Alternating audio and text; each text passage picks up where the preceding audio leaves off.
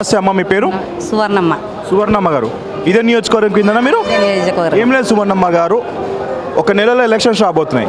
ఈ రానున్న ఎలక్షన్స్లో కాబోయే ముఖ్యమంత్రి ఎవరని మీరు అనుకుంటారు? ఇటు జగన్నా, ఇటు చంద్రబాబు, కొత్తగా వచ్చిన పవన్ కళ్యాణ్? జగన్ అనుకుంటున్నా. ఎందుకమ్మా జగన్మోహన్ రెడ్డి? జగన్మోహన్ రెడ్డి అంటే మాకు ఇష్టం. ఇష్టం? అవును. ఎందుకు ఇష్టం అంతా? వాళ్ళ నాన్న రుణమాఫీ చేసినాడు అప్పుడు మాకు. ఇప్పుడు చంద్రబాబు నాయుడు చెప్పినాడు కానీ ఏం చేయలేదు. 3వ విడత ఇస్తానన్నాడు, ఇవ్వలేదు. రైతులకేం చెప్తున్నాడు కానీ ఏమి ఇవ్వడం లేదు.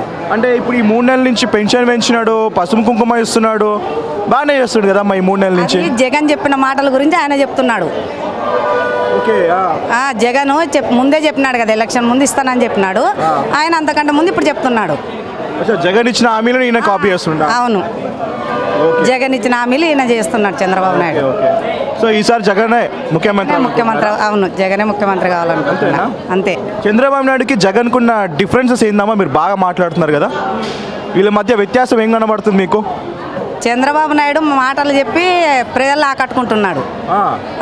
జగన్ అట్లా లేదు, చెప్పినది ఖచ్చితంగా చేస్తాడు. వాళ్ళ నాన్న చేసినాడు, జగన్ చేస్తాడు. ఓకే. ఈ మధ్య పాదయాత్ర కూడా చేశాడు కదా, మా పాదయాత్ర మీద మీ ఒపీనియన్ ఏంటిది? మాకు చాలా సంతోషంగా ఉంది సార్. అంతే. ఈసారి ముఖ్యమంత్రి జగన్. జై జగన్. జై జగన్.